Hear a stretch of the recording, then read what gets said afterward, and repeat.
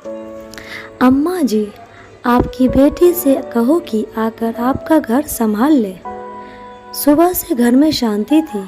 घर की मुखिया सुलोचना जी अपने कमरे में बैठी बैठी माला जप रही थी। मुंह में से तो राम राम जप रही थी, लेकिन आंखें तो मोटे मोटे चश्मे में से बहू के कमरे के दरवाजे की तरफ झांक रही थी।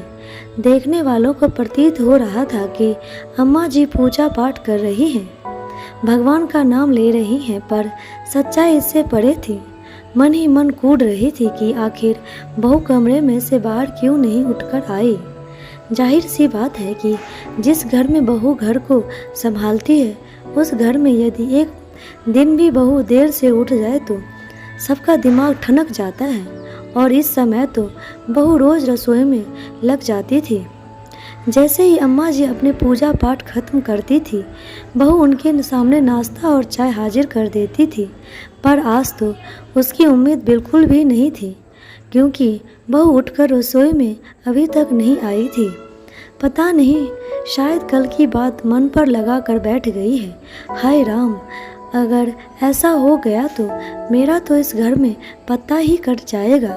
जब अपने ख्याली घोड़े को लगाम नहीं दे पाई तो माला एक तरफ रखी और उठकर घर में टहलने लगी। 2-3 बार कोशिश की कि कमरे का दरवाज़ा खटखटा दूं, पर हिम्मत नहीं हुई। कल रात के हंगामे के बाद कहीं सुबह सुबह फिर हंगामा ना हो जाएगी। घर का दरवाज़ा खुला। घर की बहू नताशा ने घर में प्रवेश किया। उसे बाहर से अंदर आता देखकर सुलोचना से रहा भी नहीं गया। उन्होंने उस वक्त पूछा, सुबह सुबह बाहर कहाँ गई थी? नताशा ने एक नज़र उन पर डाली।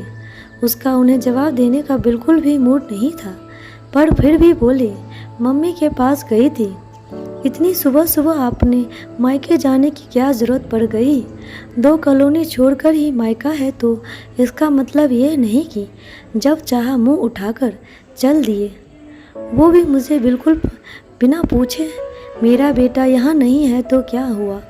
अभी तो मैं घर में बैठी हुई हूँ, सुलोचना जी ने तुनकते हुए कहा तो नताशा ने बिल्कुल जवाब दिया, इस घर में वैसे भी हर काम बिना पूछे ही होते हैं, तो मुझे लगा मुझे भी आपसे पूछने की ज़रूरत नहीं है। ऐसा कहकर नताशा अपने कमरे में चली गई। सुलोचना जी का मुंह फूल गया और वो अपने कमरे में आकर बैठ गई। लेकिन जब काफ़ी देर हो गई और नताशा अपने कमरे के बाहर नहीं निकली तो अम्मा जी खुद ही रसोई में चाय बनाने चली गई। बर्तनों को जानबूझकर जोर जोर से पटकती हुई चाय बनाने लगी थी। इस नताशा को भी आवाज़ सुनाई दे कि वो रसोई में काम कर रही है। चाय पूरी बन गई, लेकिन नताशा बाहर निकलकर नहीं आई। इधर नताशा अपने कमरे में अपना सामान पैक कर रही थी। सामान पैक करते करते उसे अभी भी यकीन नहीं हो रहा था कि उसकी सास ऐसा कर सकती है। दरअसल कल शाम को सुलोचना जी नताशा के साथ बाजार गई थी। वहीं सुलोचना जी की पायल साड़ी में उलझ कर टूट गई। पास ही पहचान वाले सुनार की दुकान गई थी। वहाँ वो पायल को सही कराने के लिए गई। दुकानदार ने अचानक पूछ लिया, अब कैसी हालत है बेटी की सास की? उसके इस सवाल को सुलोचना जी और नताशा हैरान रह गई।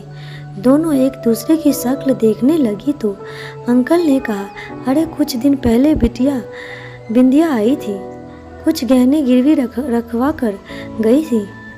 पैसों की बहुत ज़्यादा ज़रूरत थी उसको। कह रही थी कि उसकी सास की तबीयत बहुत ज़्यादा ख़राब है, पर गहने उसके लगे नहीं मुझे। उसकी शादी के सारे गहने तो मैंने ही तैयार करे थे। शायद सास के गहने रखवा कर गई है। कहते कहते उन्होंने गहने भी दिए। गहने देखकर नताशा हैरान रह गई। ये तो उसके गहने थे, पर ये गहने बिंदिया के पास आए कैसे?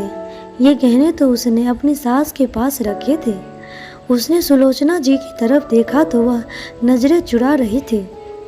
घर आकर उसने सुलोचना जी से पूछा तो उसने पहले तो सुलोचना जी टावल टोल करने लगी, पर जब उसने कहा कि वो बिंदिया के घर जाकर उसकी सास के सामने पूछेगी तो सुलोचना जी ने कहा, मैंने उसे रखने के लिए दिए थे। उसका जवाब सुनकर नताशा ने पूछा, लेकिन क्यों? मैंने तो विश्वास कर आपके पास दिए थे गहने रखने के लिए, आपने उससे बिंदिया को कैसे दे दिए? वह मेरी बेटी है, उस पर तो मैं आंख बंद मूंद कर विश्वास कर सकती हूँ, पर तू तो बहू है। अगर मैं गहने घर पे रखती तो तेरा क्या पता तू कब अपने मायके ले जाकर रख लेती। सुलोचना जी का यह जवाब सुनकर नताशा हैरान रह गई। उसे यकीन नहीं हो रहा था कि बेटी ही नहीं माँ भी धोखेबाज है और दोनों माँ बेटी मिलकर उसे धोखा दे रही है। यह सब याद करते करते नताशा का मन नफरत से भर उठा और वह फटाफट अपने सामान पैक करने लगी। थोड़ी देर बाद नताशा अपने बैग के साथ बाहर निकली। उसके हाथ में बैग देखकर सुलोचना जी बोली, कहाँ जा रही है? अपने सामान के साथ? आंट, अपने मायके जा रही हूँ और वहीं से कल की ट्रेन से प्रवीण जी के पास चली जाऊँगी। भाई से कह दिया कर टिकट भी अभी अभी सुबह ही बनवा लिया है।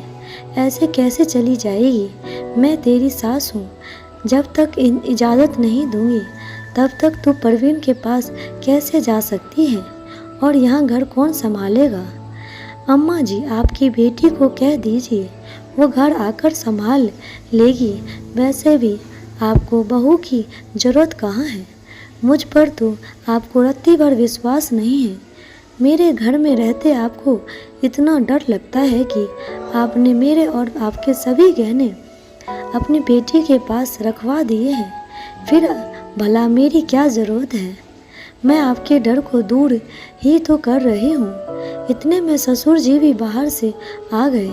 उनके हाथ में एक बैग था। उन्हें देखते ही सुलोचना जी बोली, देख लो आपकी बहू की हरकतें। सुबह सुबह बैग पैक कर के अपने मायके जा रही है। हमारी तो यही इज्जत है, घर में पूछना भी मुनासिब नहीं समझते हैं लोग। बहू तुमसे पूछ कर करेगी भी क्या? तुमने पूछने लायक स्थिति रखी है क्या?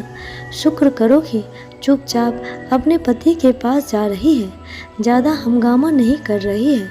पर तुम्हारे धोखे की सज़ा तुम्हें तो मैं ज़रूर देकर रहूँगा। मैं बिंदिया के पास से तुम्हारे गहने लेकर आ चुका हूँ। अगर तुम्हारी बेटी बहू के गिरवी रखे गहने छुड़वा ले तो ठीक है, अन्यथा तब तक तुम्हारे सारे गहने तुम्हारी बहू के पास ही रहेंगे। अपने पति की बात सुनकर सुलोचना जी बोली, आप ऐसा कैसे कर सकते हो? भला मेरे गहने आप बहू को कैसे दे सकते हो? वैसे ही दे सकता हूँ जैसे तुम बहू के गहने अपनी बेटी को दे सकती हो। और तुम्हारी बेटी उससे भी महान, वो तो गहने ही गिरवी रख कर आ गई। वैसे भी अब ये तुम्हारी सिरदर्दी है कि तुम अपनी बेटी से गहने कैसे निकलवाओगी। कहते हुए ससुर जी ने सारे गहने नताशा के हाथ में रख दिए और खुद नताशा को उसके मायके छोड़ने गए। इधर उन गहनों के पीछे माँ बेटी का रिश्ता भी बिगड़ गया, साथ ही बेटी बहू का विश्वास खोया वो अलग। दोस्तों, कैसी लगी आपको ये कहानी?